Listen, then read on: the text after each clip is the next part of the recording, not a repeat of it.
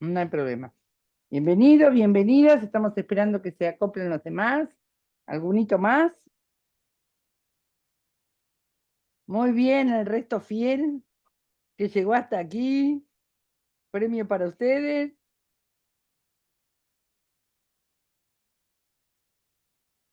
Majo ya avisó que no, hoy no Sí, puede. Majo. Paula anda sin celular. Este, vamos a ver si se acopla desde No lo habrá perdido.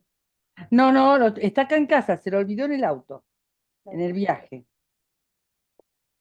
Así que por eso sé que está sin celular. Ahí le avisé al hijo ya.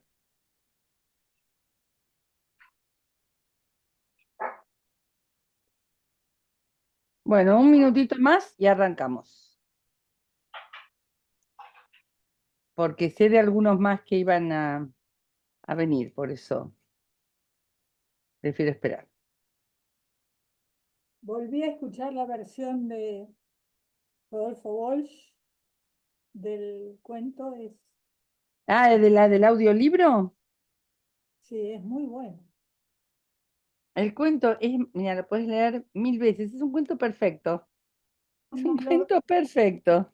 cuenta él, lo lee él, me Ah, lo conmueve, lee él. claro. ¿En el Estaba, audiolibro que nos pasó Dante? no, lo que nos pasó Paula era otro, y cuando lo abrí, apareció al lado la versión de Rodolfo Walsh, que yo ya la había escuchado. Ah, Y que mira vos, no sabía. mueve mucho, la subo ahora. Ay, es muy, muy conmovedora.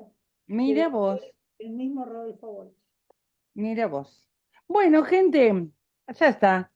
Tenemos quórum, pongan su nombre, su apellido, su DNI. Bienvenidos y bienvenidas a la clase donde estaremos visitando a Evita después de Evita.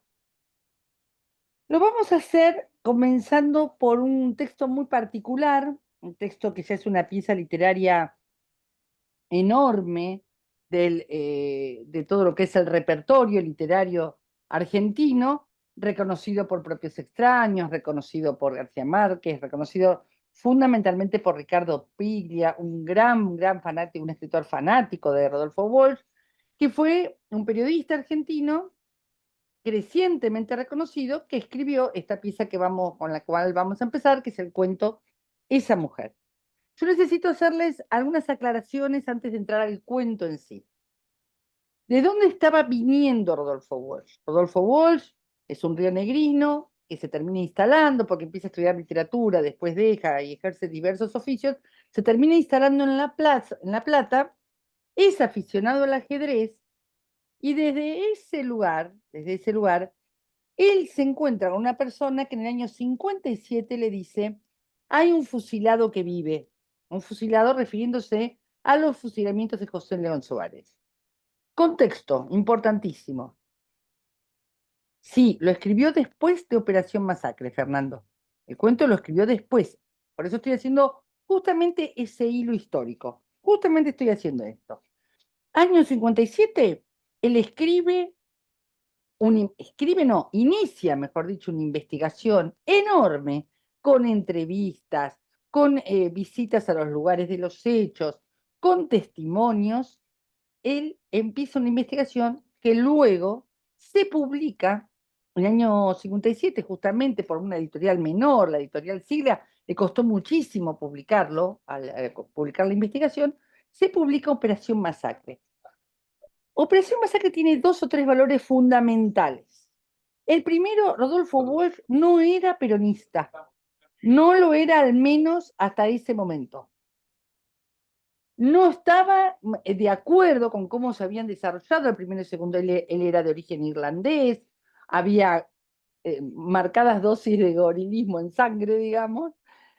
Había sido educado en un colegio muy fino, en la secundaria, tenía toda la impronta de las progresías de izquierda, y él rechazaba mucho las maneras, los métodos del peronismo, pero a partir de su investigación en Operación Masacre, si bien su evolución hacia el peronismo es muy posterior, Operación Masacre le permite ver con claridad y con mucha autoridad, la autoridad que le daba no ser peronista, le permite ver la crueldad de la oposición al peronismo. Y él la puede denunciar con toda la claridad y la autoridad que le da, la enorme autoridad que le da, que él no era peronista, no estaba defendiendo ningún régimen. Entonces, esto es lo primero que tenemos que saber. Lo segundo que tenemos que saber es que él inaugura un género que es el de la novela histórica o novela de investigación, que varios años después, en la década del 60, se inaugura con A Sangre Fría de Truman Capote en la literatura anglosajona. Muchos años antes, en el año 57, él la inaugura esa tradición de la investigación novelada, digamos, la inaugura con Operación Masacre.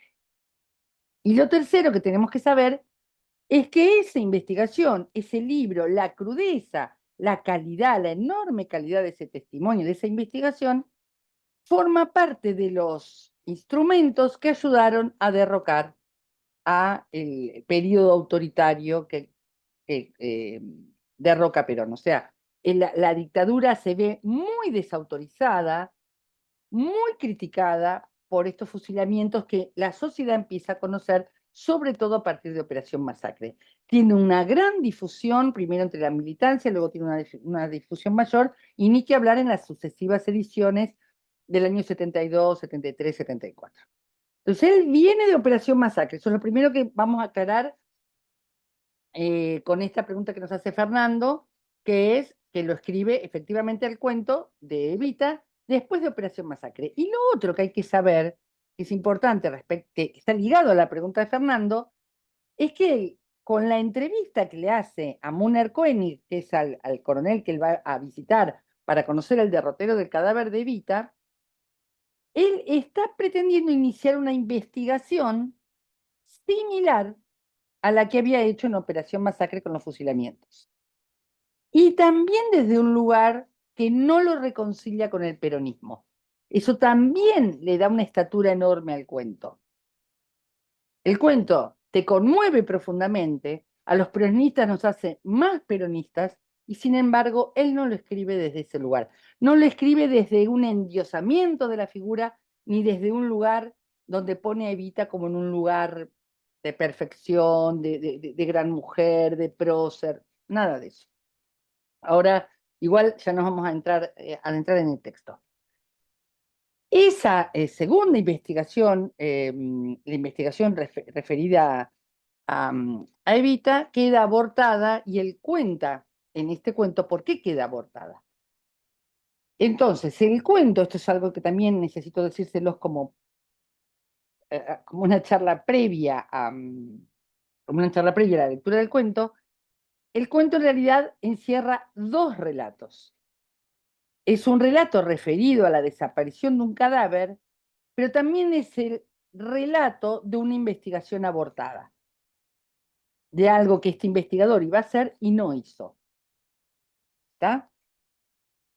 Y por último, lo que es importante conocer de esta situación es que él continúa haciendo investigaciones históricas. Él investiga la muerte de Rosendo García, de un dirigente sindical de Avellaneda. Él culpa a Bandor, a Timoteo Bandor, de esa muerte.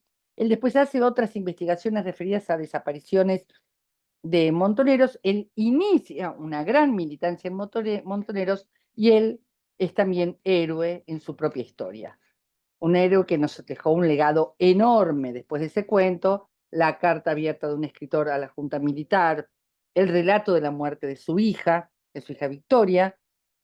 Patricia lo sobrevivió, e incluso muchas la recordamos a Patricia Walsh por haber sido candidata, dirigente y luego candidata por la izquierda en varios ciclos democráticos en Argentina, candidata a presidenta incluso.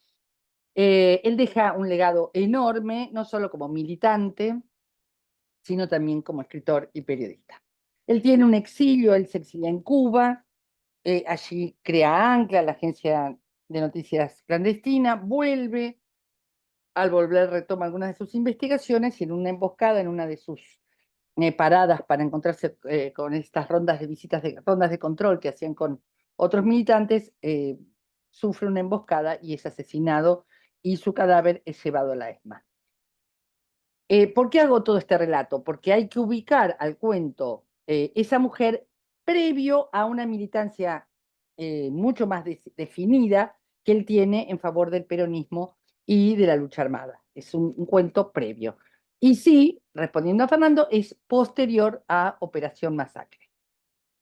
Operación Masacre es una investigación que tiene de coprotagonista o de otra investigadora muy importante a Enriqueta Muñiz, que fue una estudiante, una pasante que trabaja con él en esta investigación y que hace muchas de las entrevistas que él le agradece mucho en el prólogo de Operación Masacre su trabajo. Se dice que fueron amantes, aun cuando él estaba todavía con la mamá de sus hijas, y Enriqueta Muniz nunca le perdonó el lugar secundario y anónimo que le dio a su trabajo dentro de Operación Masacre. Con lo cual, volvemos, perdón este comentario al pie o esta nota al pie, pero volvemos a pensar que el machismo, el patriarcado atraviesa a todos por igual. Él tuvo un problema serio de reconocimiento de las mujeres que colaboraron con él en sus investigaciones, particularmente esto lo denuncia Enriqueta Muñiz muchos años después, antes de morir. Lo comento porque no, nuestros héroes no son santos, son seres de carne y hueso, hijos de su época, y Rodolfo Walsh no escapa a las características de los hombres de su época. ¿Alguna pregunta, algún comentario hasta aquí? Eh, bueno, ahí Fernando nos dice, ahora entiendo por qué ¿Quién mató a Rosendo es tan bueno? Es una pluma literaria de excelencia, la de Rodolfo Walsh. Porque vieron que a veces los textos militantes tienen el problema de que se preocupan de declamar nuestras ideas, pero tienen baja calidad literaria. Bueno, no es el caso de Rodolfo Walsh. Pero ahora vamos a ver por qué elegimos ese cuento para iniciar, ir al encuentro de la Evita después de Evita. Además de este comentario de Fernando, ¿algún comentario más que quieran hacer? ¿Alguna pregunta? Si no, vamos con el cuento.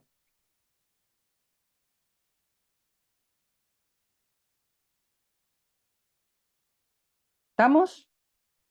¿Algún recuerdo de época, Mari, con que siempre nos ilustrás? ¿No?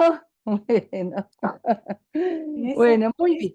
En esa época ya no vivía con mi familia y todavía no era peronista. En cuanto a cuando salió el cuento. ¿Cómo? Perdón que te escuché mal. Claro, yo leí todas esas cosas mucho después. En la época en la que está Rodolfo Walsh, en la que empieza la lucha armada, digamos, del 50 al 70, yo ya no seguía con mi familia neoliberal, antiperonista, porque mi recuerdo de época de la muerte de Evita tiene que ver con que había, como en tantas casas, gente de un lado que lloraba y gente Sí. del otro que festejaba, y yo en el medio. Bueno, hay incluso las malas lenguas dicen, son versiones, puede ser verdad o no, en algunos testimonios él lo alcanza a decir, y algo vamos a leer en el cuento, que él incluso festejó el derrocamiento del régimen peronista, ¿eh? Yo era chica, no festejaba, pero que esa división estaba clarísima y que tiene que ver con el peronismo de hoy, estoy segura que yo estaba abierta al peronismo porque no era todo sólido Bien, antiperonista. bien. Bueno, no la tenemos a Paulita hoy. ¿Quién se anima con una lectura? Yo necesito que leamos, en mi PDF sería la primera página, pero yo le digo ahora, al que se anime a leer, yo le digo ahora hasta dónde quiero que leamos el cuento. ¿Quién se anima? Vamos, Marinés, ¿te animás a leerlo? ¿Cómo te escuchamos? A ver, ¿lo tenés a mano? Ténganlos todos y todas a mano, por favor, el cuento.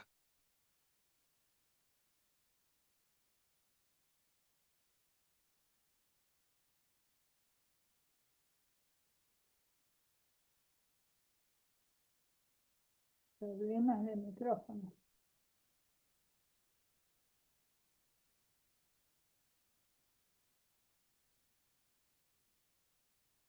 Bueno, a ver, ¿alguien más? ¿Algún otro voluntario o voluntaria para leer? Estamos con problemas de micrófono. Vamos con Fernando. A ver cómo te escuchamos, Fernando. Abrir el micrófono.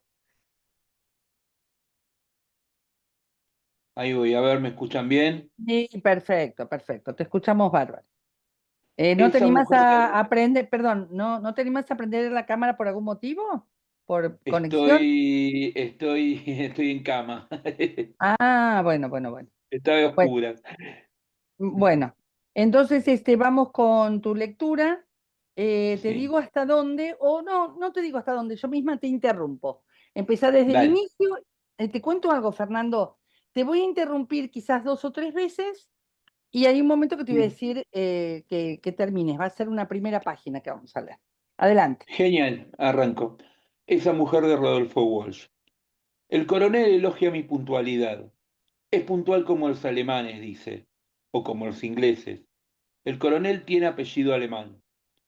Es un hombre corpulento, canoso, de cara ancha, tostada. He leído sus cosas, propone. Lo felicito. Mientras sirve 2 grandes vasos de whisky, me va informando casualmente que tiene 20 años de servicios de informaciones, que ha estudiado filosofía y letras, que es un curioso del arte. No subraya nada, simplemente deja establecido el terreno en que podemos operar, una zona vagamente común. Desde el gran ventanal del 10º piso se ve la ciudad en el atardecer, las luces pálidas del río. Desde aquí es fácil armar, siquiera momentáneamente, a Buenos Aires, pero no es ninguna forma concebible de amor lo que nos ha reunido. Perdón, lo estoy leyendo del PDF.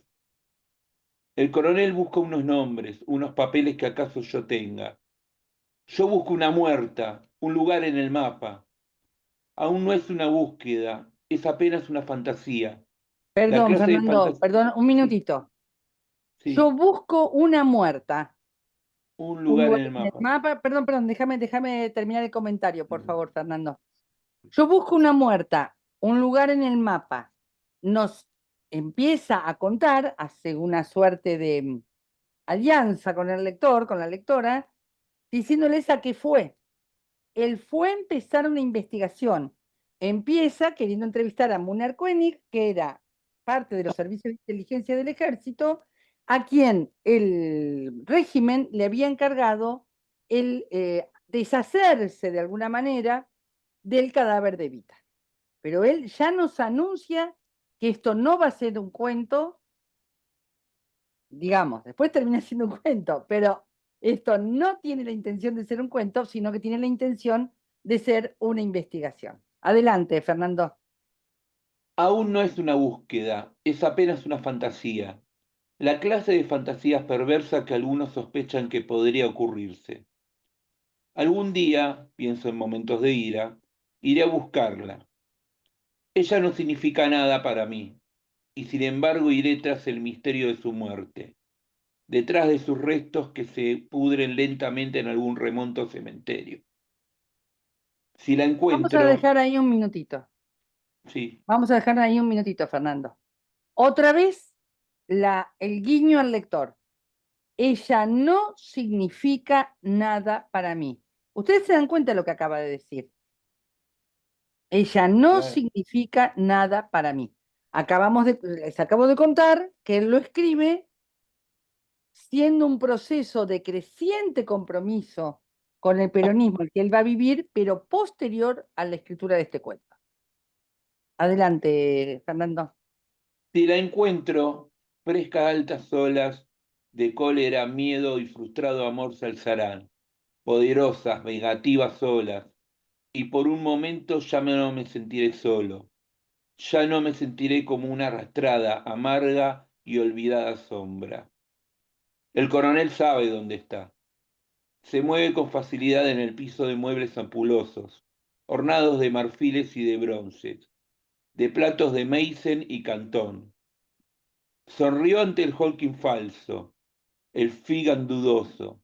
Vamos a Pienso en dejar la ahí. ca- Vamos a dejar ahí, Fernando. Voy a corregir algún tema de acentos para poder Sí. entender este párrafo. Y voy a hacer un comentario sobre el anterior. Ujú. Ella no significa nada para mí, y sin embargo iré tras el misterio de su muerte, detrás de sus restos que se pudren lentamente en algún remoto cementerio. Si la encuentro, frescas, altas olas de cólera, miedo y frustrado amor se alzarán, poderosas, vengativas olas. Y por un momento ya no me sentiré solo, ya no me sentiré como una arrastrada, amarga, olvidada sombra. Esa es una pieza muy literaria, muy poética, pero al mismo tiempo con el guiño de decirnos que él está iniciando una investigación de alguien a quien no conoce y que no significa nada para él. Y acá, en lo que acaba de leer Fernando, aparece algo que para mí es clave respecto de la capacidad literaria que él tiene de describir quién es Munner Koenig. Él dice, el coronel sabe dónde está, o sea, sabe dónde está, evita. Acá está el hilo argumental. Yo voy en busca de un cadáver y este hombre con el que estoy hablando sabe dónde está. Ahí está el nudo, ¿cierto? Pero fíjense lo que dice después de este hombre. Se mueve con facilidad en el piso de muebles ampulosos, ornado de marfiles y de bronces, de platos de Meissen y Cantón. Platos de Meissen, la porcelana de Meissen es una porcelana europea muy conocida, es de las primeras porcelanas, muy finas, y las porcelanas de Cantón son las porcelanas chinas. Todavía no sabemos si estamos ante porcelanas originales o falsas, pero miren lo que dice enseguida. Sonrío ante el Jonkin falso. Jonkin es un pintor naturalista Claro. holandés, que es evidente que este hombre no tiene un original de Jonkin, sino que tiene una pintura falsa. Es algo muy típico de las casas de las clases medias, con vocación ascendente, con vocación de imitar, digamos, a las clases dominantes, esta idea de tener en forma falsificada pinturas famosas o porcelanas. Del mismo modo, habla de el Figari dudoso. Ahí no se anima a decir que es falso, pero que él tenga un Figari es medio raro. Figari es un pintor uruguayo. ¿Eh? Ahí dice, bueno, no sé si es falso, pero da la sensación de que fuera falso. ¿Mm? Pienso en la cara que pondría si le dijera quién fabrica los Jonkin, pero en cambio elogio su whisky. Otra vez, los guiños son para el lector, la lectora. A él no le dice nada, pero a nosotros nos cuenta que está ante un típico pelagatos, por decirlo de alguna manera, a un pobre tipo que se quiere parecer a los poderosos a los que sirve. Es decir, la literatura viene en su ayuda para decirnos en 4 renglones con quién estamos, con quién está él. Adelante, Fernando. Él bebe con vigor, con salud, con entusiasmo, con alegría, con superioridad, con desprecio. Su cara cambia y cambia mientras sus manos gordas hacen girar el vaso lentamente. Esos papeles, dice, lo miro. Esa mujer, coronel, sonríe. Todo se encadena, filosofa. A un potiche de porcelana de Viena le falta una esquirla en la base. Una lámpara de cristal está rajada. El coronel, con los ojos brumosos y sonriendo, habla de la bomba. La pusieron en el palier. Creo que yo tengo la culpa. Si Creen, supieran lo... creen, creen que yo tengo la culpa. Sí, si supieran lo que he hecho por ellos, esos roñosos. ¿Mucho daño? Pregunto. Me importa un carajo. Bastante, mi hija. Bastante, punto, perdón. Mi hija la he puesto en manos de un psiquiatra. Tiene 12 años, dice. El coronel vive con ira, con tristeza, con miedo, con remordimiento. He tra- Hasta aquí, Fernando. Muchísimas gracias. Hasta ¿no? aquí. Vamos a mostrar un recurso literario que él usa durante todo el cuento, que son las enumeraciones. Aquí reitera el recurso cuando él dice unos renglones antes, él bebe con vigor, con salud, con entusiasmo, con alegría, con superioridad, con desprecio.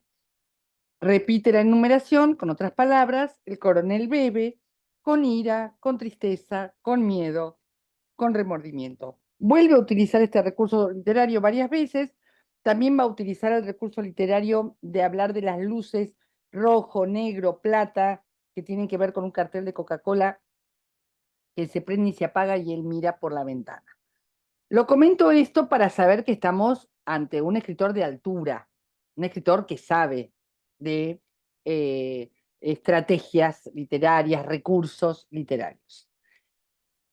La negociación es muy difícil, empieza muy difícil, y no nos dice Walsh, la negociación fue muy difícil. Lo muestra otra vez con la capacidad que tiene la literatura de decir ciertas cosas. Esos papeles, dice, el coronel está interesado en unos papeles que tiene Walsh. Lo miro. Y empieza la negociación, ¿no es cierto? Esa mujer, coronel. O sea, usted me pide mis papeles, yo le pido el destino de esa mujer. Sonríe y dice, todo se encadena. Filosofía. Otra vez vuelve a hablarnos de con quién estamos, a un potiche de porcelana de Viena le falta una esquirla en la base. No nos dice es un pobre tipo, todo es falso, todo alrededor de él es falso, quiere demostrar una riqueza que no tiene. Con decirnos que a un potiche de porcelana de Viena le falta una esquirla en la base, ya está, nos dijo todo, ¿no? Una lámpara de cristal está rajada. Con eso nos dice todo. Después va a venir todo un momento del cuento donde aparece su mujer. La mujer va a tener un rol absolutamente secundario en esta vida, estas familias patriarcales típicas. Él va a estar muy enojado con el peronismo, con la militancia peronista, que se ensaña con él. De hecho, se pone una bomba en el palier de su casa. La resistencia, él siente que son todos unos desagradecidos mientras él trataba de cuidar a ese cadáver, y empieza todo un diálogo, los dejo a ustedes en la lectura de ese diálogo, no vamos a leer todo el cuento, va a empezar todo un diálogo, una suerte de minué, una suerte de danza, donde el coronel claramente juega a las escondidas. Hace rato, y nosotros nos empezamos a dar cuenta en el diálogo, que ha decidido no decirle nada a Walsh. Y lo que hace Walsh es, a partir de la reproducción del diálogo, mostrarnos lo que está pasando, ¿no? El tipo cambia de tema, le habla de otras cosas, cuenta los sacrificios que hizo por el cadáver de Eva, en un momento habla de la mortaja que tuvo que pagar de su bolsillo, para eso era una diosa, dice en un momento, qué sé yo, las cosas que le meten en la cabeza, pobre gente, sí, pobre gente.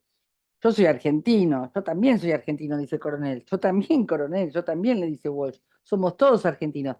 Pero se van como probando uno al otro, se van probando y finalmente no aparece nada. Hay una enumeración que es clara, ¿no? El resultado no me da, no me da, no me da. Él ya se empieza a poner muy nervioso. El tipo lo distrae con anécdotas, luego viene toda la anécdota del cartel de Coca-Cola, ¿no? Miro la calle, Coca, dice el letrero, plata sobre rojo, cola, dice el letrero, plata sobre rojo, la pupila inmensa crece, círculo rojo tras concéntrico círculo rojo, invadiendo la noche, la ciudad, el mundo. Beba, dice el coronel. O sea, hay como una espera absolutamente tensa del dato que nunca viene. ¿Mm? Sigue el cuento y ahora vamos a el final, digamos. ¿La sacaron del país? Dicen en un diálogo corto. Sí. ¿La sacó usted? Sí. ¿Cuántas personas saben? 2. El viejo sabe, se ríe. Cree que sabe. ¿Dónde? No contesta. Hay que escribirlo, publicarlo. Lo empieza a tentar Walsh, ¿no es cierto? Sí, dice el coronel, algún día. En ese momento cambia el cuento. ¿Mm? Hay que escribirlo, publicarlo, dice Walsh. Y por supuesto, se está viendo él publicando el tema. Sí, algún día. Ahora me exaspero. ¿No le preocupa la historia? Yo escribo la historia y usted queda bien, bien para siempre, coronel. La lengua se les pega al paladar, a los dientes. Cuando llegue el momento, usted será el primero. No, dice Walsh, ya mismo, piense. Paris Match, Life, $5.000, 10.000, lo que quiera. Se ríe. ¿Dónde, coronel? ¿Dónde? Se para despacio. No me conoce. Tal vez va a preguntarme quién soy, qué hago ahí. Y mientras salgo derrotado, pensando que tendré que volver, y atención a esta frase, o que no volveré nunca, mientras mi dedo índice inicia ya ese infatigable itinerario por los mapas, uniendo isoyetas, probabilidades, complicidades, mientras sé que ya no me interesa y que justamente no moveré un dedo ni siquiera en un mapa, la voz del coronel me alcanza como una revelación. Es mía, dice simplemente. Esa mujer es mía. Para mí, discúlpenme, el mejor final de un cuento argentino. Si uno tuviera que hacer el top 5 de los finales de cuentos universales y ni que hablar argentinos, yo pondría seguramente este final. ¿Qué tiene ese final como noticia? ¿Qué tiene ese final como algo profundamente revelador? ¿Quién se anima a contarlo, a pensar en ese final?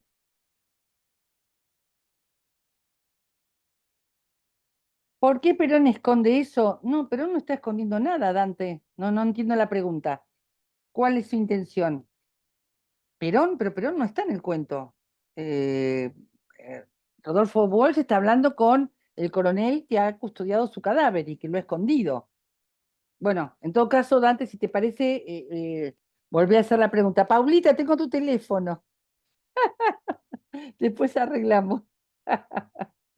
Bueno, ¿qué nos revela ese final? Es mía. Esa mujer es mía. ¿Quién se anima a una hipótesis?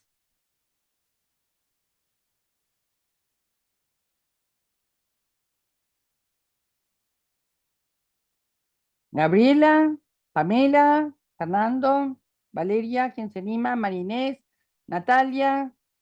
Natalia, estuviste muy participativa en la otra clase, así que esperamos tu opinión también. ¿Quién se anima con una hipótesis? Vamos, Gabriela, ¿te animás con algo?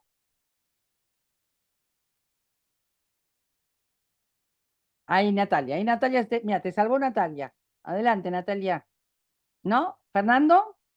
¿Paulita? ¿Te Hay animás un con... poder A ver. hay un poder que uno también lo puede ver mucho en el libro de Tomás Eloy Martínez, que habla sobre el poder que querían tener ellos al poseer el cadáver, Así es. que cuando poseían el cadáver la poseían a Evita, o sea, poseían a esa mujer a la que tanto Así es. odiaban Así es. ellos, y poseer el cadáver era poder poseer el poder de ella y ultrajarla era como un placer que les daba, ¿no? Algo medio Sí, me sadomasoquista. quedo con la primera parte de tu análisis. Nosotros acá estamos disputando, ellos acá están disputando. Digo nosotros poniéndome del bando de Rodolfo Walsh, ¿no? Están disputando, estos dos hombres están disputando lo que simboliza Evita, lo que simbolizaba en ese momento y que lo que crecientemente va a simbolizar. No eran ningunos boludos los que sabían que ese cadáver iba a ser la materialización o era el rastro material de un símbolo. Así que necesitaban tenerlo. Hay una disputa acerca de los sentidos y del sentido que cobra esta mujer en un proyecto político y en un proyecto de país. Así que sí, es una disputa de poder. Es una Sí, disputa de poder. Perdón, sí, Paula. no, que me parece que es una disputa de poder, incluso que creo que vas en ese sentido con tu análisis, que va más allá de Evita mismo, ¿no? Es una disputa Exacto, sobre el peronismo, porque así es. sabían que de algún modo, y si uno piensa en el momento en que sucedió todo esto, había toda una resistencia peronista que era muy enfática en la recuperación del cadáver de Evita, porque era como el máximo ultraje que había vivido el peronismo. Entonces, tenerla Evita era de algún modo como tener la zanahoria, una de las grandes zanahorias sobre las cuales iba toda esa resistencia peronista, ¿no? Muy bien. Sí, Fernando dice algo muy parecido Algo ahí en el parecido, chat. sí, sí. Así que Y piensen en esto, que ahora justamente vamos a ir, cuando terminemos de analizar el cuento, vamos a ir hacia ahí. Piensen que él escribe este cuento no en el momento donde es el mito creciente que fue Evita. Hay una escalada del mito, hay un increyendo del mito. El año 65 no es el año de clímax del mito Evita. Está recién estamos saliendo de la revolución fusiladora. Hay una gran leyenda negra alrededor del peronismo, una gran leyenda negra alrededor de Evita, y el mito de Evita es un mito que queda escondido en los altares humildes y que empieza crecientemente a penetrar en la cultura. Casi les diría que este es el primer indicio de su ingreso a la cultura por parte, o al imaginario de todo un pueblo por parte de Evita. Esto no está escrito en el momento de clímax de este mito, del mito Evita. Está escrito en los primeros años, en los años de la resistencia, y va a hablar claramente de la disputa de poder. La investigación queda abortada, pero el legado es un cuento único que también, como todo el mito de Evita, es un cuento que tiene creciente fama. No fue muy conocido recién publicado. Pero, Su fama fue creciente.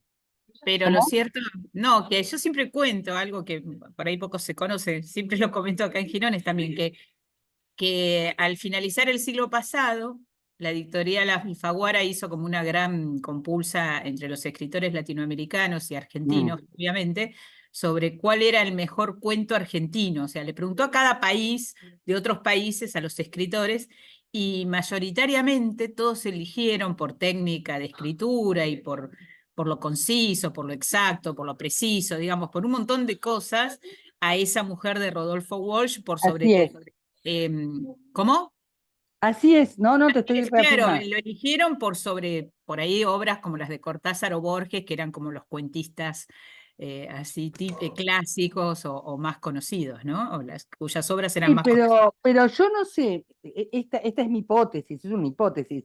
Yo no sé, Paula, si esa compulsa lo hubieran hecho en el año 1966, No, si no hubiera hubiese dado, sucedido. no No, hubiera sucedido. no, no hubiera sucedido. No, no, definitivamente. No, no. Mari, ¿querés comentar algo? Me pareció. No, justamente lo que vos me preguntabas, ¿qué podía recordar yo de esa época cuando se escribió el cuento? Ni idea.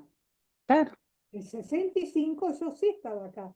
Ya después, cuando lo que está diciendo Paula es 30 años más tarde. Después así de es. todo. Yo siempre sí tengo la sensación que Tomás Eloy Martínez es como el Salieri de Walsh, ¿no? Con Santa Evita, de algún modo lo que hace es tomar la estructura del cuento y armar una gran novela que claramente es muy hermosa, pero que me parece que también es bastante distorsiva del fenómeno, pero que es un gran Salieri del cuento, como que No, el vamos, relato duro es esa mujer, ¿no? sí, pero vamos entonces a empezar a caminar ese recorrido del símbolo o del mito Evita. Vamos a caminar ese recorrido. Antes terminemos con este cuento. Estamos diciendo que estamos ante un cuento de una enorme perfección literaria, un cuento sólido, único, escrito por un gran escritor, que le encuentra el punto a la enorme hipótesis acerca de que la desaparición del cadáver era absolutamente necesaria para la revolución fusiladora. Era absolutamente necesario. Hay una disputa de quién se queda con el mito, y hoy sabemos quién lo ganó, y él hace el relato de qué estaban pretendiendo ellos, los desenmascara de alguna manera, los está desenmascarando.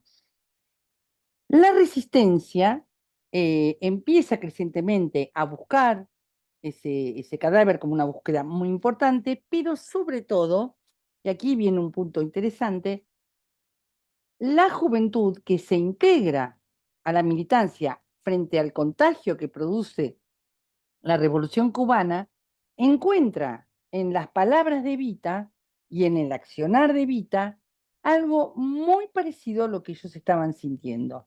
Y es a través de los jóvenes universitarios, los hijos de los trabajadores que estaban accediendo a una educación superior a partir del ascenso social que había provocado el peronismo y que obviamente las dictaduras no pudieron derrotar del todo, es allí donde el mito de Evita se acrecienta por su similitud, incluso respecto de la muerte joven, por su similitud con las figuras que estaban apareciendo en las revoluciones del continente de la década del 60.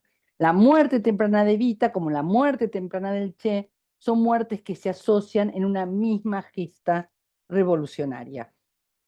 De hecho, el secuestro de Aramburu se dice, y dicen los propios protagonistas, que tuvo como uno de sus objetivos que Aramburu dijera dónde estaba oculto el cadáver. Un derrotero que después ustedes pueden buscar. Finalmente el cadáver termina oculto en un cementerio italiano y termina siendo descubierto, hay toda una negociación y termina volviendo a la Argentina a través del retorno del cadáver a su familia, digamos, ¿no? de la devolución del cadáver a su familia. Esa historia la vamos a dejar un poquito de lado ahora, porque nos vamos a dedicar al otro camino, no al camino del cadáver, sino al camino del mito. Y el camino del mito es un camino que, oculto, escondido, protegido, por decirlo de alguna manera, en los altares populares, empieza crecientemente a ganar la calle de la mano de los jóvenes. Los jóvenes la toman como una digamos, como una par, sobre todo por su muerte joven. Esa presencia de Evita empieza también a tener su lugar en las obras artísticas, en obras literarias, en canciones, etc. Y esa presencia de Evita, yo quiero ser muy clara en esto, tiene un punto de mucho crecimiento, un salto de mucho crecimiento, con la ópera Evita y finalmente con la película de Madonna, pero prefiero quedarme con la ópera Evita como un momento donde ya no importa la caricaturización o la caricatura que se hace del peronismo. Esa mujer ya tiene una altura mítica que la hace una justiciera, una revolucionaria, una mujer que puede transformar el mundo más allá de cuál ha sido el régimen donde se ha desenvuelto su vida. Es decir, mientras la ópera Evita trata de denostar el régimen donde ella se desenvuelve, sin embargo, lo que queda es, no lloren por mí, no lloren por mi Argentina, y ella queda con una altura enorme. Para mí salimos ganando, esto es opinable, salimos ganando con esta suerte de escala internacional que empieza a tener el mito. Ahí te escucho, Mari. Entre nosotros, ese mito empieza a florecer en una cantidad de obras, pero ese mito no alcanza a develar a la mujer pensadora, planificadora de una revolución. Esto hay que decirlo. Quizás esa estatura de mito también la congela, la deshumaniza y la aleja de las posibilidades humanas. Perdón, Mari, que vos querías comentar algo. Yo engancho con esto que acabas de decir vos. Yo vivía afuera durante los años en los que estaba la ópera. Evita, la Argentina fue conocida por Evita. Evita fue la Así es, Maradona previa, digamos, fue como así Maradona es, después, sin ningún contenido político, ninguno. así es. Entonces es muy importante la otra parte. Para Bernaza va a tener que develar cuál es la idea política, no me salen las palabras. El pensamiento político de Evita tiene una importancia y a mí me parece muy interesante el nuevo seminario que se va a armar de mi mensaje. Vos ya lo anunciás como si se fuera a hacer. Vos lo vas a hacer. Porque Qué en linda. realidad desarmar ese mi mensaje va a presentar cuál es el pensamiento político de Evita en el contexto general de la filosofía, del pensamiento político, no del jugador de fútbol, no, perdón, de Evita, porque ese es donde se metió. Bien. Voy a aclarar algo respecto a lo que está diciendo Mari. La presencia creciente de Evita en obras artísticas, con ese hito enorme que significa la ópera rock, pero con tantos otros hitos donde ella aparece, incluso la filmografía argentina sobre sus vidas en varias películas, ¿no? Recuerdo a Flavia Palmiero, ¿cómo se llamaba esa película? Quien quiera oír que oiga. Quien ¿Era? quiera Quien oír que quiera oír oiga. que oiga. Exacto. Y después aparece la de Esther Goris y otras Evitas en nuestras obras artísticas. Son, para mí, un gran negocio a favor del peronismo, a favor de las mujeres, a favor de las mujeres políticas, de las mujeres revolucionarias. Yo estoy más que conforme y miro con mucho beneplácito esa aparición. El tema es, o en los altares, o como figura mítica revolucionaria de los jóvenes, o como figura bella estéticamente al punto tal de protagonizar óperas o películas, de alguna manera se pierden a la Evita pensadora y protagonista de acciones y estrategias políticas. Al punto tal que hacemos ciclos de pensadores peronistas y Evita no aparece. Aparece en este seminario por decisión de la Universidad de Lanús, pero la Universidad de Lanús lo decide por faltante, porque descubre una falta, no porque haya un camino recorrido con Evita Pensadora. No está ese camino, estamos abriendo un camino con este seminario. En ese sentido, no quiero dejar de decir por qué digo que hay ganancia. Las grandes epopeyas humanas, y el peronismo la considera una gran epopeya humana, una gran epopeya de este pueblo, las grandes epopeyas necesitan mitos. Mitos fundacionales, como es el mito del 17 de octubre, la plaza del 17 de octubre, y también figuras míticas, héroes míticos. Nosotros necesitamos nuestros Aquiles. Necesitamos ese semidios o esa persona particular, especial, que vive entre nosotros y que puede más que nosotros. Esas figuras míticas generan un entusiasmo particular que motorizan las revoluciones. Lo aclaro esto porque si no parece que cuando yo digo nos falta conocer más a la pensadora política, reniego de la Evita Mito. No estoy renegando de la Evita Mito, de la Evita en los altares. Sobre todo si decimos que nosotros sentipensamos. O si decimos sentimos y pensamos para la acción.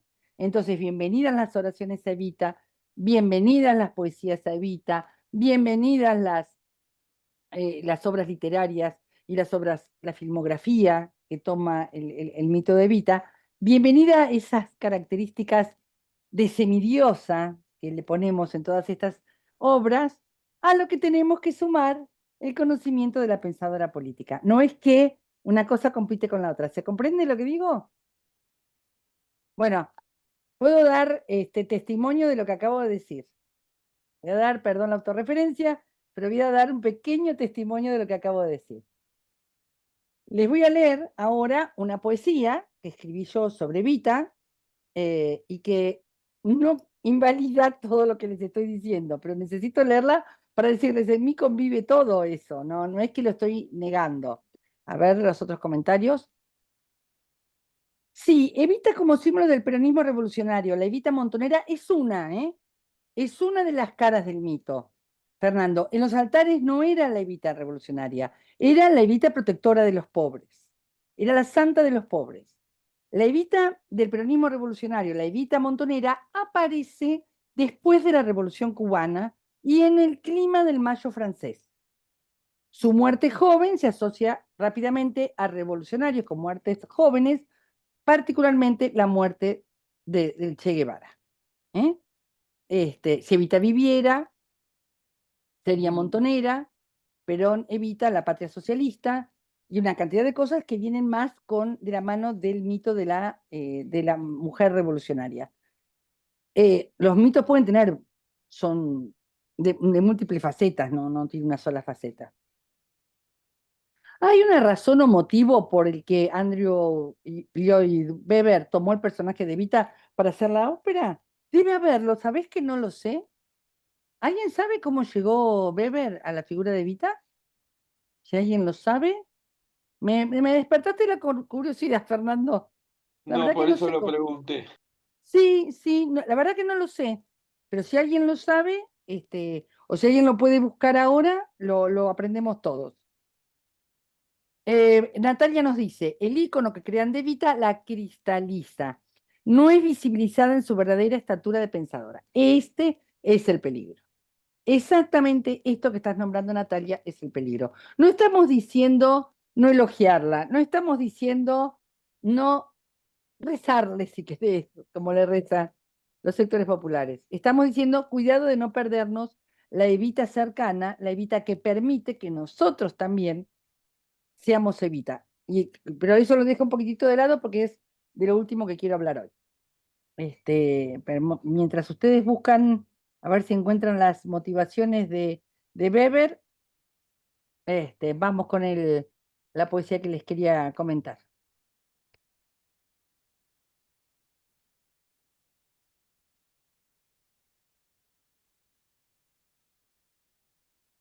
Bien, les leo. A veces despertamos a un dolor desde la carne, un vertical dolor que no perdona, un furioso huracán que no da tregua y que acorta los tiempos de la siembra, que ensombrece lo que hemos encendido.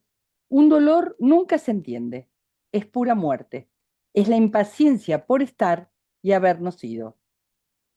Pero a veces regresan los latidos.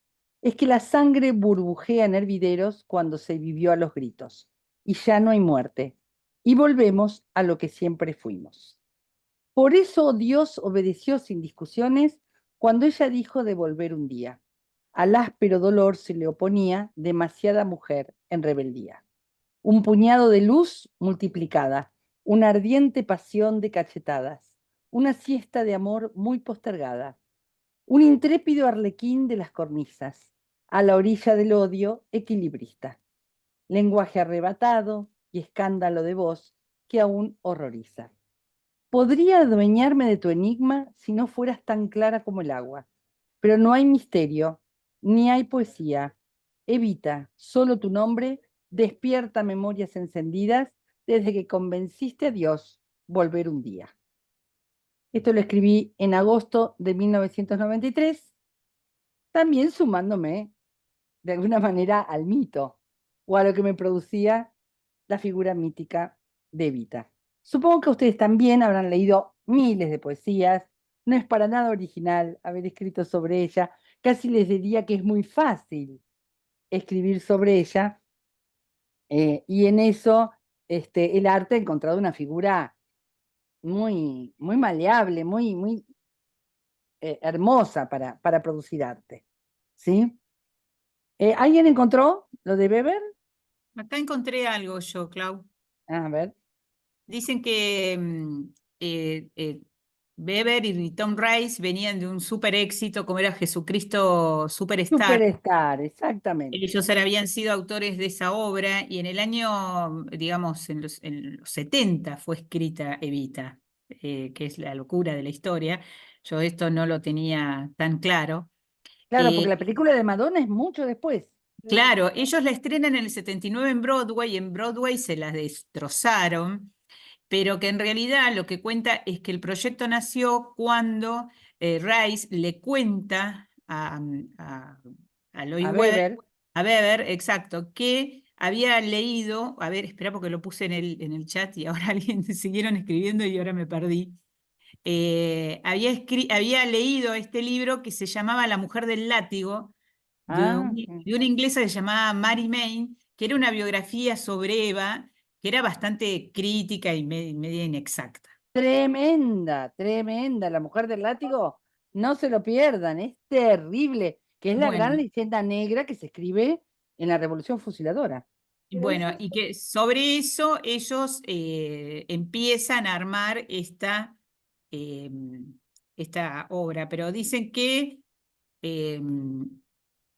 a ver, sigo leyendo un poco la nota. Dice, ya cuando el éxito de Evita era una realidad, Ray sostuvo que la idea se le impuso, o sea, después, ¿no? Dice, cuando escuchó en su auto un programa radial sobre Eva y que mientras manejaba y seguía la emisión, de inmediato asoció esa información con la imagen de Eva Perón que había visto en Estampilla, ya que la filatelia había sido su hobby durante esos años. Mirá vos, mirá Los, au- vos. los Ray, au- sí, perdón, Paula, me parece maravilloso que una estampilla provoque esto. Qué genial. dice, Dale. los autores siempre pretendieron alejarse del libro de Chain por dos motivos. Por un lado, no lo reconocen como fuente en los créditos y de ese modo se exhiben de pagar los derechos. Por el otro, el libro cayó en el descrédito por sus imprecisiones históricas y metodológicas. Sin embargo, Tremendo, tremendo libro. La dice, mujer del látigo. exacto, dice, sin embargo, la visión del personaje del musical se asemeja bastante al de Mary Chain y los hechos principales que se destacan en ambas miradas son muy similares. Dice, Rice y Weber procuraron buscar financiación con el mismo método que también les había resultado en Jesucristo Superstar. Contra todo pronóstico, en ese momento, siendo casi desconocidos, decidieron grabar primero un álbum con las canciones para después intentar que la obra llegara a los escenarios. Muchos creyeron que se había tratado de una genial maniobra de marketing, pero en realidad fue el único camino que encontraron para poder plasmar sus deseos. Con Jesucristo Superstar ya contaban con un gran suceso para blandir, pero el fantasma de que se trataba de otro One Hit Wonder los asolaba. Había pasado casi 6 años desde su anterior trabajo en musicales. Bueno, Claro, no podían permitirse un fracaso, digamos, pero exactamente. le fue muy bien, le fue muy bien. Así que Me bueno. parece interesantísimo lo que contás y creo que Fernando, lo que cuenta Paula, responde Grande, nuestra Paula, pregunta. gracias.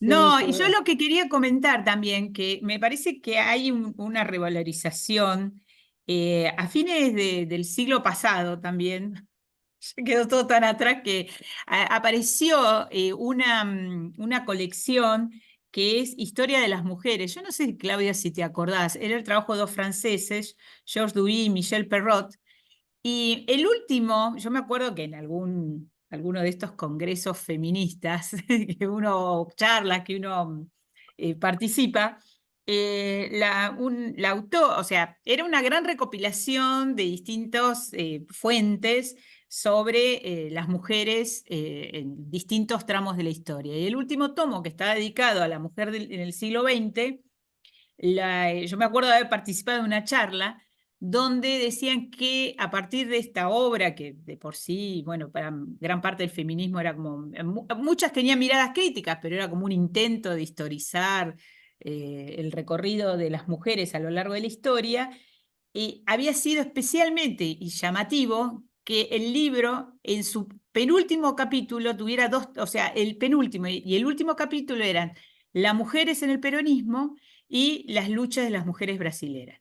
Como que ponían a América Latina y, por supuesto, cuando hablaban del peronismo, hablaban de la incidencia enorme de Eva Perón y de toda o sea, como Sí, que Eva pero Perón sí, era la mujer que cerraba la historia de las mujeres a fin de siglo pasado, sí, ¿no? sí.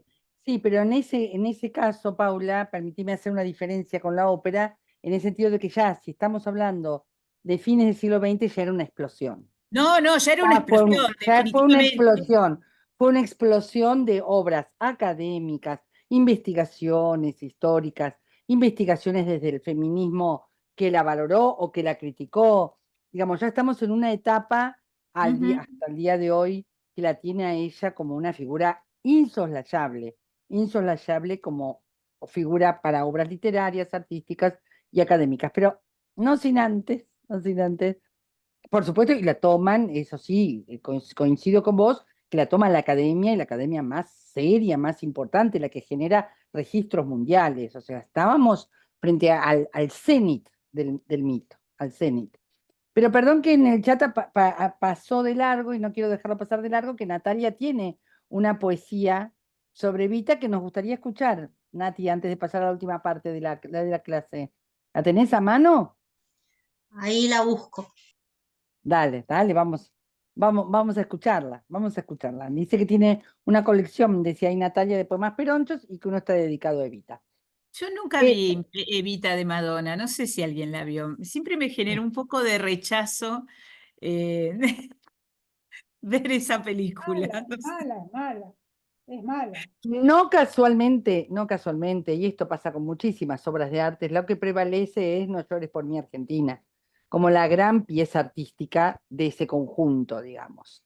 No es que hay que rescatar todo, se rescata eso. Lo que para mí es importante comentar en este momento es Evita, después de Evita, allí hay un crecimiento exponencial de su figura, es un crecimiento exponencial, con fortalezas y debilidades. El mito crece, primero en los suburbios, primero en los altares populares, luego en las revoluciones juveniles, crece en la presencia en obras artísticas, crece enormemente en lo que es el feminismo popular de la Argentina y la lucha de las mujeres, crece de todas las maneras que puede crecer un mito.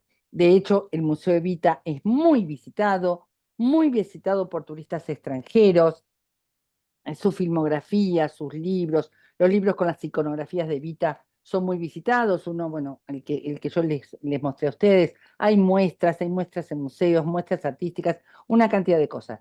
Ventaja: toda epopeya popular necesita mitos fundacionales y héroes o heroínas. Nosotros necesitamos nuestro Aquiles, digamos, y es una mujer.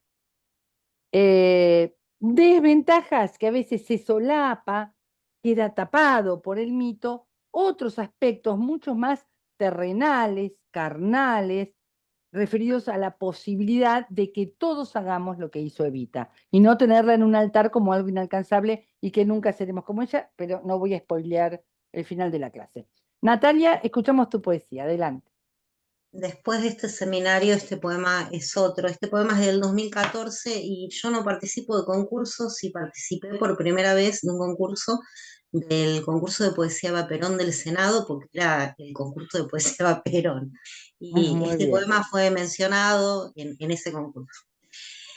Evita, nombre que designa a todas las hijas que no nacieron de una unión asentada ante la ley, sea la religiosa o la jurídica.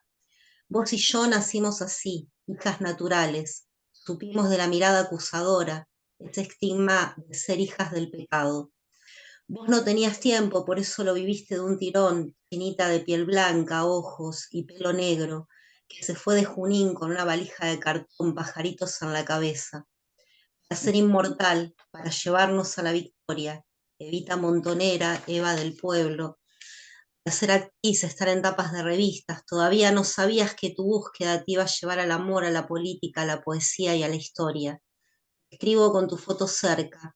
Gracias, compañera, por hacerme descubrir que el pueblo siempre fue y será hija natural como yo, como si hubiera hijas artificiales en la tierra. Nunca entendí esas dos palabras, la palabra y el silencio que nos declaró culpables de haber nacido. Eva Pasión, un terremoto acortó el tiempo en que un corazón se encuentra con su reflejo. Juan Domingo y María Eva para la revolución. Hermoso, hermoso. Qué lindo, poemas Peroncho, qué La lindo. tapa está hecha en tipografía artesanal por Walter Uranga, que es un tipógrafo de Bahía Blanca. Y Natalia, sí. atrás tiene, perdón. Natalia, ¿lo podrás pasar al WhatsApp al poema? Es muy hermoso, ¿eh? Y aparte, resume muchas de las cosas que estuvimos diciendo. Me gustaría mucho que lo compartieras en el WhatsApp, ¿puede ser? Ay, sí, me No, no, adelante. Y además, tu trabajo final tiene que ser sobre esto. Tiene que ser, tiene que ser un desarrollo de estas ideas que pusiste ahí como germen en el poema. Última parte de nuestra charla, última parte que me parece la central y que vamos a ver cómo el mito juega a favor de esto que vamos a charlar y que juega en contra. Evita va a desarrollar, sobre todo en el discurso del renunciamiento y en mi mensaje, va a desarrollar una idea de la eternidad. Ella va a pedir en mi mensaje, en lo que es mi voluntad suprema, que les sigan escribiendo cartas como si ella estuviera aquí. Ella va a pedir que las cosas sigan, que la obra siga, pero sobre todo que las personas que se comunicaban con ella se sigan comunicando.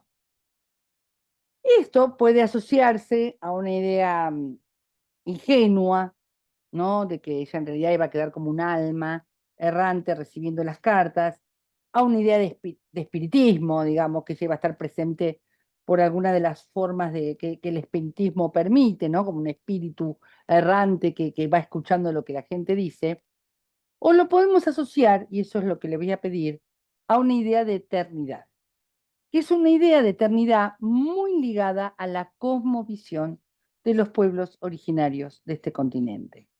Una eternidad que no está garantizando eternidad al yo, a cada yo, sino que le está garantizando la eternidad a un pueblo, a un sujeto colectivo.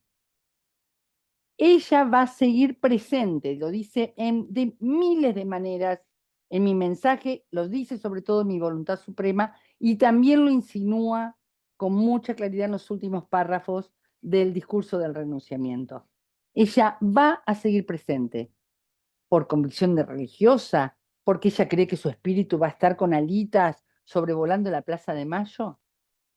No, porque su concepción de la eternidad es una eternidad colectiva. No es la eternidad del yo, no es la eternidad de su vida, sino que es la permanencia en un formato de eternidad, de la permanencia más allá de todo, más allá de las vicisitudes de la historia, de una idea, de una convicción y de un pueblo abrazado a esa convicción. Esa idea de eternidad, esa convicción obstinada que ella tenía y que la expresa de muchas maneras y que pasó bastante desapercibida durante su vida, es la que hace tan valioso su cadáver y la hace tan presente en la resistencia. Hay una potencia en su muerte, hay una potencia en su nombre a un muerto por su concepción de eternidad. Es un tipo de concepción de eternidad que está ligado, recuerden ustedes, a un continente que valora el estar por sobre el existir o sobre el ser. Es un continente cuyos pueblos están en la naturaleza, van y vienen, aparecen y desaparecen, porque lo inmanente, lo permanente, lo ontológicamente concreto es la permanencia de la naturaleza, de lo colectivo, no de los seres individuales. Eso le genera una potencia que obviamente hace que su muerte no la reduzca. La potencia sigue, porque ella ya avisó que iba a seguir estando, ya lo alertó. Y eso hubo una intuición popular acerca de esa presencia. Lo comento porque si no tomamos estas convicciones, esta obstinación de Evita y esta concepción que ella tiene de eternidad, no se entiende la capacidad que tuvo de ser mito mucho más que en el caso de Perón. Si se quieren, en la pareja, en ese dúo que conformaron, Perón está más asociado a la ciencia, a lo racional, a lo planificado y por lo tanto a la finitud de la vida individual. Nadie está pensando que Perón sigue vivo, nadie habla de Perón en presente, y sin embargo de Evita, durante la década del 60 y del 70, se habló de Evita en presente. Y de esa mujer es mía, se habla de Evita, y Conner More Koenig habla en presente de un cadáver, de un cadáver. Entonces, ese continuo presente en el que se instala Evita, es un continuo presente que la transforma en mito, pero a la vez, y con esto quiero cerrar ya los conceptos de esta clase, generan una responsabilidad. Todos y todas somos su continuidad. Ella no dijo, volveré y seré millones, pero se le adjudica esa frase justamente para resumir o para tratar de de explicar esta idea. Hay algo que Evita ya no puede hacer en términos individuales, en términos de su breve historia, porque la muerte la alcanzó antes, pero que va a estar presente a través nuestro. Hay una continuidad de su historia en nosotros. Y ahí juega a favor el mito, pero también nos puede poner en una zona de confort de decir, yo no tengo nada que hacer, yo no le llego ni a los talones a Evita, cuando ella dijo, mira que yo ahora vivo en vos. Eso es lo que nos está diciendo. Eso hizo tremendamente potente al mito, tremendamente potente la influencia que ella tuvo sobre los jóvenes del periodo, y eso es lo que me temo que estemos perdiendo. Ahí hay una concepción absolutamente indoamericana de la existencia, que no es para nada la idea de la modernidad científica. Para la modernidad científica, vos estás muerto y estás muerto, y tu individuo no opera más sobre la realidad. Bueno, Evita todo eso, la tiene sin cuidado. Ella sigue viva y sigue operando en la realidad, pero nos necesita para hacer eso. Esa continuidad en nosotros es su concepción de eternidad. ¿Se entiende más o menos lo que quiero comentar? Les digo porque ahí es donde me preocupa que se pierda de vista su capacidad de acción política, su capacidad de estratega, su capacidad de planificadora de revoluciones, que es justamente lo que nos toca hacer a nosotros. No es solamente ser la figura hermosa y llamativa y polémica que fue Evita. También tendremos que planificar revoluciones, también tendremos que ir en busca de los otros para planificar un 17 de octubre. También tenemos que hacer nuestro 17 de octubre. Tendremos que hacer nuestro ciclo de formación de los nuevos militantes. Tendremos que hacer nuestra épica. La de ella fue el voto femenino. ¿Cuál es la nuestra? Ahí es donde su capacidad de estratega debe ser más estudiada. Es lo que nos estamos poco perdiendo en las aguas del mito, digamos. Se queda como desdibujado en las aguas del mito. ¿Algún comentario sobre este tema? Pamela, que hoy no te escuchamos. ¿Un comentario? Valeria, Gaby.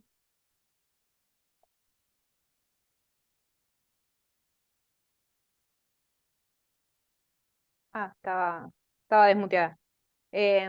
Había puesto en el chat que ya habíamos hablado más o menos de esa idea de eternidad que toman de Spinoza, ¿no? Así es. Del sentimos, experimentamos que somos eternos. Perdón, vamos a hacer un paréntesis para los que no lo recuerdan.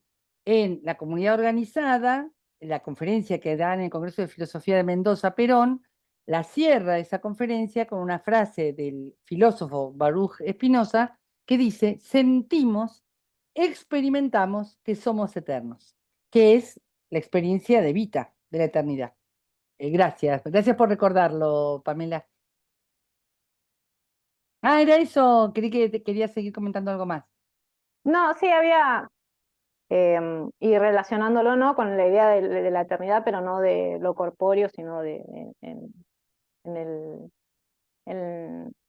el orden de las ideas, ¿no? Del tomar el nombre y llevarlo como bandera. Creo que tiene más que ver ahí en la idea de la construcción colectiva Así es. y de qué se hace después con lo que aportó, cómo se resignifica también, porque hubo una gran resignificación de su figura, incluso hasta el día de hoy.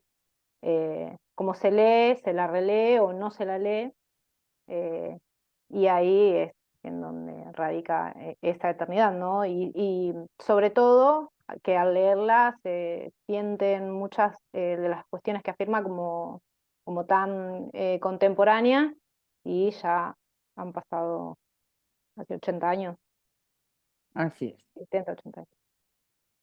Bien, ¿un comentario más? Si no, voy al chat. Mira, Marinés, vamos a comentarlo. El 13 de noviembre se está pensando en hacer una clase pública que nos lleve a todos a acompañar lo que va a ser una sentencia absolutamente injusta de Cristina Fernández de Kirchner. Yo creo que falta mucho para que tengamos una épica a la altura de las épicas que soñaba Evita, ¿eh? Falta mucho, falta mucho recorrido, mucha formación, mucho más cuerpos en la calle y en las epopeyas. Así que lamento con todo el dolor del alma decirte, y voy a estar ahí, voy a estar en Comodoro Pi, con todo el dolor del alma decir que me parece que está demasiado impregnado de liberalismo y de individualismo, el peronismo. Ha caído bajo esa somnolencia propia del individualismo capitalista y de la apatía frente a la militancia, de lo colectivo. Lo comentamos la clase pasada, no sé si recordás. De hecho, y de paso aprovecho a invitarlos, después paso la invitación por el chat. De hecho, ahora en diciembre, ustedes saben que me dedico mucho a la militancia de las organizaciones comunitarias, de las personas que le ponen el hombro a tareas comunitarias en sus barrios y en sus ciudades. Y vamos a hacer una escuela de educación popular donde vamos formando a estos militantes comunitarios en la posibilidad de reunirse alrededor de transformaciones políticas, de una épica política, de una mística política.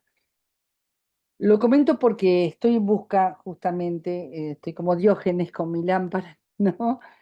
Yendo en búsqueda de esa mística, de esa épica, de ese corazón, de ese fuego que tanto nombraba Evita, que tengo algún temor de que esté bastante apagado y que hay que despertar. Así que invitados e invitadas todos y todas a nuestra Escuela de Educación Popular, La Patria son los Pibes, 20, 21 y 22 de diciembre. Las invitamos, después les pasamos la invitación. Es una escuela certificada por la Universidad Arturo Jaureche, donde estamos invitando a dirigentes y referentes comunitarios que se dedican a la niñez y a los jóvenes, pero también a militantes que están como yo en búsqueda de aquello más genuino de la militancia, que es ponerle el cuerpo a nuestra comunidad. Así que quienes estén en alguna de estas búsquedas, los invitamos a participar. Va a ser en Ramos Mejía, después les paso los datos particulares. ¿Algún comentario hasta acá? Si no, ya paso a comentar el trabajo final y ya cómo vamos a cerrar nuestro curso. Yo me quedé pensando, Clau, en esto que vos decías de qué cosa que no pensamos en Perón, del mismo modo que pensamos en Evita, ¿no? Que nunca lo Sí, pensamos en presente. Y creo que hay algo que opera cuando el líder político con su carisma desaparece en acción, que es distinto a cuando el líder político sobrevive a su mejor momento de esplendor y tiene esa etapa de poder como reflexionar sobre ese esplendor del cual llevó adelante, ¿no? Pensaba en Cristina hablando de su década ganada, en Perón con todos sus documentales, hablando de toda su acción política, y que tanto Néstor como Eva no tuvieron esa oportunidad. sí. Néstor ni siquiera tuvo la oportunidad de alertarnos por ahí, como hizo Eva en mi mensaje, como que se fue. Entonces me parece que son como que son esas imágenes, esos personajes de lo político, que uno se queda solo con la pasión de ellos, ¿no? O sea, yo Sí. para mí Néstor Bueno, eso. describiste muy bien lo que se conoce como el síndrome de la muerte joven, o lo que son los fenómenos de la muerte joven, muy estudiados en psicología, muy estudiados en sociología, operan tanto a nivel cultural, a nivel de los mitos James Dean, por decir, ¿no? De los actores que mueren Sí, los jóvenes, y populares, los sí. líderes. Una cosa es la historia de Benito Juárez, con momentos de gloria en México, con momentos de ostracismo en su vejez, que están muy ligados a lo que vos estás contando de Cristina y de Juan Perón. Sí, la muerte joven colabora muchísimo con la construcción del mito. Es uno de los elementos, hoy lo comenté más temprano. Es así. Acá alguien dice que bueno, que le encantaría estar en la escuela, invitadísimo, creo que Fernando era. Así es. Bueno, invitadísimo a la escuela. ¿Estamos hasta aquí? ¿Vamos hasta aquí? Bueno, gente, trabajo final, trabajo final. Si yo mal no recuerdo, Gabriela Burgos, y creo que Valeria, que la veo por allí, o no sé si Mariana, pero Dante Loto seguro, y creo que Gabriela Burgos, ustedes son alumnos y están haciendo este seminario como parte de una materia optativa. ¿Digo bien? Yo Así es. también. Exactamente. ¿Quién dijo yo Sí, también? Pamela. Pamela, exactamente. Bueno, en Pamela el y yo. caso, Dante también. En el caso de ustedes, el trabajo es absolutamente obligatorio. En los otros casos, si Natalia me dice, mira, Claudia, estoy muy despelotada a fin de año, esto, yo le digo, Nati, agarra tu poesía, escribile 3 párrafos abajo, ese es tu trabajo. Vamos negociando. Pero en el caso de los que los toman como materia optativa de sus carreras, ahí tiene que ser un trabajo tal como les pedí, bien preciso acerca de elegir un texto, un párrafo y analizarlo a la luz de lo que charlamos en clase y de la bibliografía, citando bibliografía o citando momentos de estas clases. Estamos pensando en 2 páginas, estamos pensando en 3 páginas, no se imaginen nada muy complejo, pero sí voy a pedir un producto de calidad, breve, pequeño, de análisis de algunos de los textos de Evita, con cierta producción de calidad. ¿Sí? ¿Tienen alguna duda acerca de este trabajo?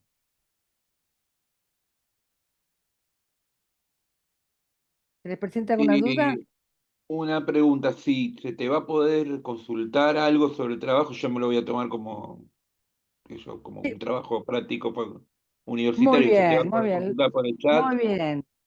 No, lo que les pido cuando les pasa eso, que les genera dudas, cuando tengan ya el esqueleto, un primer borrador, lo mandan al correo, los trabajos se envían a Girones, al correo de Girones, lo mandan al correo avisando que es un primer borrador para consultar. Yo les hago una Perfecto, y vos devolución haces las y después correcciones. siguen. Claro, y después lo siguen. ¿Está? Gracias. Voy a hacer un acta para los que entreguen antes de fin de año. Voy a hacer otro acta, de paso anda anotando esta agenda, Mari. Haremos otra acta para los que entreguen antes de marzo, abril. Hago un acta en diciembre, hago un acta en abril y los demás diré, cuando entreguen, iré mandando el acta de esa persona cuando entregó. ¿Está? ¿Se entiende? La verdad, mi propuesta es, háganlo ahora. Háganlo ahora, peguen en caliente en el Zoom, que digamos, tienen las ideas frescas, tienen las lecturas frescas, no se imaginen nada demasiado ampuloso, demasiado largo, sí pido cierta precisión. No quiero que me entreguen, lo digo porque ya me ha pasado y los he hecho rehacer esos trabajos, no quiero loas a Evita. No es 2 páginas de elogios a Evita, no los necesito, no los necesitamos. Necesito un trabajo que analice su discurso, que analice su pensamiento. Si me entregan trabajos elogiando a Evita, voy a decir, chicos, vuelvan a hacerlo. No es eso lo que estamos buscando, eso lo hacemos en nuestros ámbitos políticos. O cuando con Natalia escribimos poesía. Ahí, bueno, elogiamos, etc. Aquí estamos haciendo un análisis del pensamiento político de Evita. ¿Está bien hasta ahí? ¿Vamos bien? Gabriela, Fecha tope Pamela, 25, Fernando, ¿no? ¿les resulta claro? Sí, fecha tope 25, ¿no? Antes de fin de año, digamos 25 de diciembre, por supuesto, 28, no lo sé. Antes de fin de año. La fecha que quieras, ponete vos, el 25 está bien, es una buena fecha. Quienes tengan trabajos ya empezados o un primer borrador, nos encontramos, y a quienes les falte presentes para cumplir con el 80% de presentes, nos encontramos no el lunes que viene, que es feriado, sino el otro lunes. El otro lunes que creo que es 23, siempre lo digo mal. Siempre lo digo mal. ¿Qué fecha es? Creo que es el 25. Vos decís el 23 porque es un sábado, pero el lunes Ah. es 25. 25, el lunes 25 nos volvemos a encontrar. Yo igual se los voy a decir todo por el WhatsApp. con aquellos que hayan podido elaborar el trabajo, aunque sea un esqueleto, que sea un borrador, y es una buena oportunidad, Fernando, para que yo les haga una devolución. El lunes 25 a esta misma hora. Es una clase de presentación de trabajos. Ahí pueden aprovecharme para ajustar la propuesta o lo que están escribiendo. ¿Les parece? Claudia, entonces, antes del 25 tendríamos que entregar en el correo los No, trabajos no, no, no. para... No, a ver, hay una mezcla de 25 y creo que yo le había entendido mal a Fernando. Hay una mezcla de 25. El 25 de noviembre, el lunes 25 de noviembre, nos encontramos en clase para que ustedes presenten lo que están escribiendo. Yo no lo tengo que ver antes. Lo voy a conocer ahí, el 25 de noviembre. Quienes entreguen el trabajo antes del 25 de diciembre entrarán en el acta de diciembre. Quienes lo entreguen después entrarán en el acta de marzo-abril. ¿Ahora se entendió? Entonces, el trabajo que estén elaborando, tráiganlo a la clase y hacemos una devolución ahí. ¿Estamos? No lo tienen que presentar antes. Perfecto. Nos vemos el lunes 25 de noviembre, gente. Muchas gracias a todos, a todas. Un abrazo Un saludo a grande. todos. Nos vemos. Gracias. Gracias a Nos todos. vemos. Gusto. Nos vemos. Chao, chao. Chao. Listo. Chao, Mari. Chao. Nos vemos. Tenés que recuperar tu celu. Ay, sí, me lo olvidé en el acto de Claudia. Ay, qué tarada que soy. Ahora voy a ver mañana cómo me cruzo con ella. Porque aparte, viste, cuando me di cuenta que me lo olvidé en el auto, digo, ay, qué estúpida, porque mañana, ponele, que ella me diga, pasá por la cámara. ¿Cómo le aviso que estoy abajo? En realidad ella dijo que mañana va a ir a... No, el miércoles va a Comodoro Pi, mañana va a la cámara, sí. Nada, mañana va a la cámara, me parece. Así que Mañana bueno, dijo, mañana tiene oficina. ¿Y cómo mañana la tiene... avisás? Golpear la ventana. No, no, la otra es que por ahí, bueno, veré. Ahora veo que coordino con ella. Sí, Porque yo debe tengo que ir a La Plata mañana, ¿viste? Entonces tengo que hacer alguna movida para cruzármela o a la ida o a la vuelta. hay que aprender a vivir sin celular. No, sí, pero ¿viste cómo es? ¿Cómo hacemos? Había una época y volverá. Mira, se va a romper, Decímelo. no sé cuánta gente queda, no queda nadie, no sé yo. Lo que hay que entender es que vamos a aprender en estos próximos meses, hasta que podamos cambiar.